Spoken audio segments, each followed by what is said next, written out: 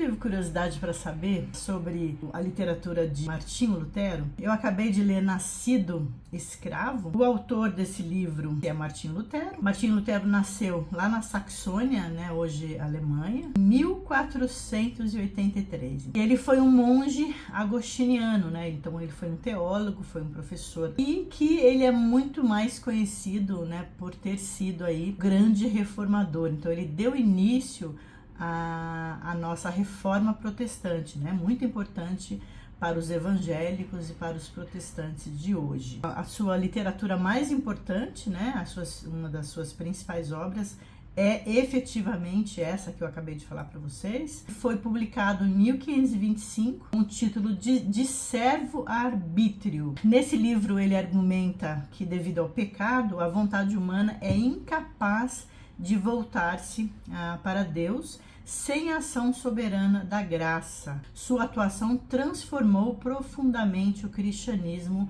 e a história religiosa no Ocidente. Nesse livro, na verdade, Martinho ele vai refutar os argumentos de um outro teólogo daquela época, né, que foi contemporâneo ali de Agostinho, que foi Erasmo, né? Embora Erasmo não seja um dos autores do livro, né, ele aparece ali com os seus argumentos. Então Erasmo, ele é chamado de Erasmo de Roterdã. Então, claro, ele nasceu em Roterdã, na Holanda, em 1466. E ele foi um teólogo humanista, né?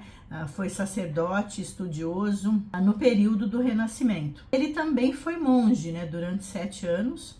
E ele tornou-se um dos maiores intelectuais ali da sua época, defendendo a reforma moral da Igreja Católica. Por meio de educação, ele sempre estava ali ensinando, né, do estudo das Escrituras e do retorno às fontes originais do cristianismo. Então, esse foi Erasmo. O livro Nascido Escravo é uma versão condensada do livro que tinha o título A Escravidão da Vontade, de Martinho Lutero, que é esse que eu acabei de falar para vocês, de Servo Arbítrio. Aí tem a figura de um outro escritor aqui, que foi ele que organizou esse livro, porque esse livro é um resumo, não é? E esse autor se chama Clifford Pond.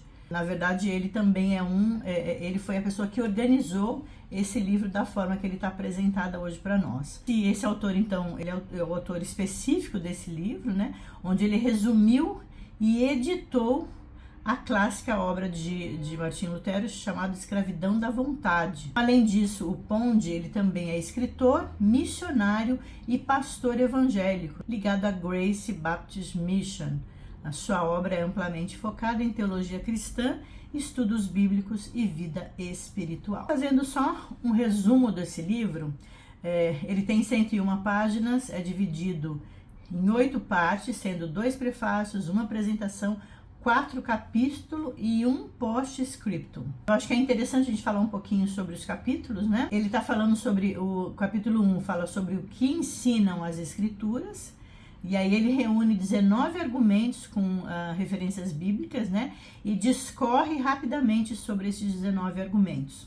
O capítulo 2, ele fala exclusivamente do que Erasmo ensinava. O autor mostra quais eram os 16 principais argumentos de Erasmo de Roterdã. Capítulo 3, ele fala sobre o que Lutero pensava sobre o ensino de Erasmo. Então ele está refutando as ideias ali de Erasmo. E aí o autor apresenta 14 argumentos refutando esses ensinamentos então de Erasmo, e o último capítulo, que é o 4, é um comentário de Lutero sobre o estudo de Erasmo, né, acerca desses textos que negam o livre-arbítrio. E aí no resumo, né, eu tô apresentando aqui alguns slidezinhos para vocês. Nesse resumo, eu apresento ali algumas ideias que foram discutidas ali por eles, né? Mas aqui no vídeo eu vou falar sobre 2 ou 3 aqui, para não ficar muito longo. Eu achei interessante também, nesse quadro que eu fiz, também incluir ali a posição arminiana, que é um outro teólogo, né, Jacob Arminio, que na verdade ele também é um teólogo importante e que muitos seguem, né, ali as premissas desse teólogo. Então eu achei interessante colocar essas 3 posições para vocês entenderem. Bom, falando sobre o livre-arbítrio, né, Martinho Lutero, ele efetivamente rejeita o livre-arbítrio, né, em questões espirituais. Ele só existe para escolhas ali da vida cotidiana, isso é o que o Lutero fala. Já Erasmo de Roterdã, ele defende um livre-arbítrio limitado, suficiente para cooperar com a graça divina. E a posição arminiana, ela afirma um livre-arbítrio restaurado pela graça preveniente, permitindo aceitar ou rejeitar a salvação. Essa é a posição que eu acredito, posição arminiana. O papel da graça, tema também bastante discutido e bastante importante para nós, né? Lutero, ele fala que a graça é soberana, irresistível e totalmente eficaz na salvação de quem? Dos eleitos, né? Que é uma posição bastante calvinista, inclusive. Erasmo, ele diz que a graça é indispensável, mas atua em cooperação com a vontade humana. E a posição arminiana diz que a graça é essencial, né? A gente não é salvo sem a graça de Deus.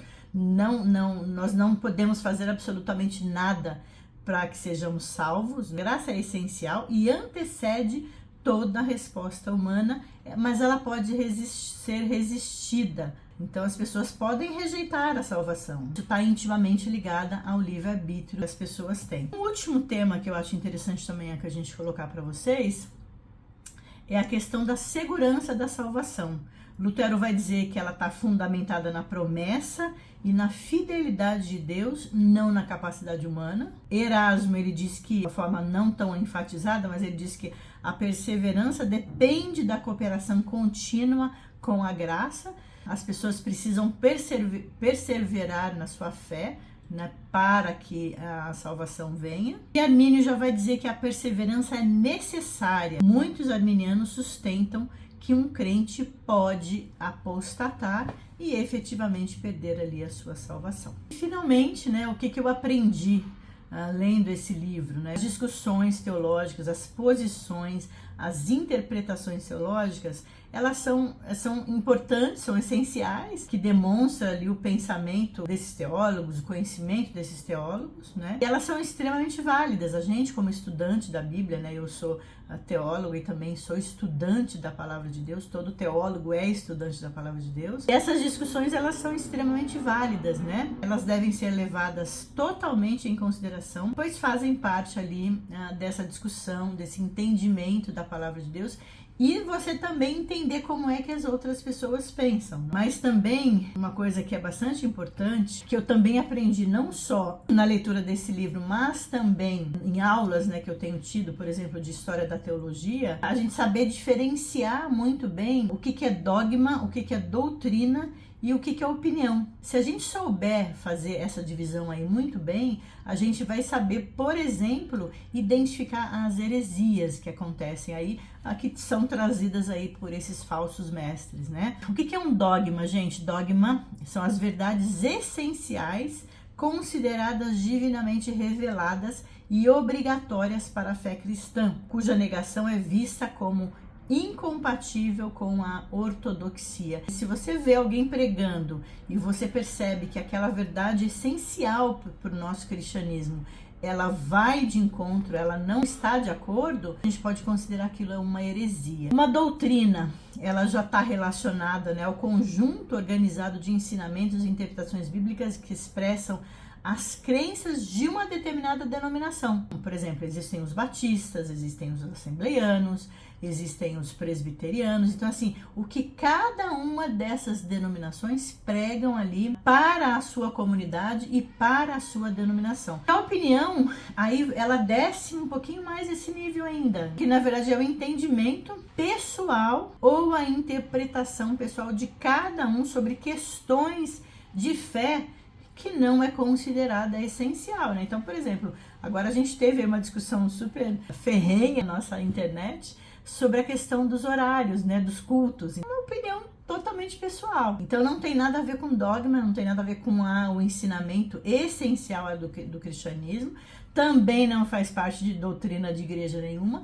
É uma opinião aí pessoal e cada igreja, cada denominação tomou aí uma atitude com relação a isso. E a última reflexão que eu quero fazer, né, com relação a essa leitura, né, que eu aprendi bastante, tem a ver com a identificação daqueles que a gente pode caminhar junto e que a gente pode chamar de irmão. Quem a gente pode chamar de irmão são aqueles que defendem o nosso mesmo dogma, os nossos mesmos princípios, né? Com esses irmãos, né, com essas pessoas que a gente pode compartilhar esses ensinamentos, né, do cristianismo, eu posso dedicar, então, aquela música que eu acho muito importante, que foi muito famosa aí nos meios evangélicos e no meio cristão, né? Porque nós vimos aí todas as denominações praticamente cantando essa música, que é a música de Asaf Borba e Jean Gottfriedson, que é a música Alto Preço. Eu sei que foi pago um alto preço. Então essa música é uma música que fala sobre essa unidade, né? Ela não é apenas sobre o preço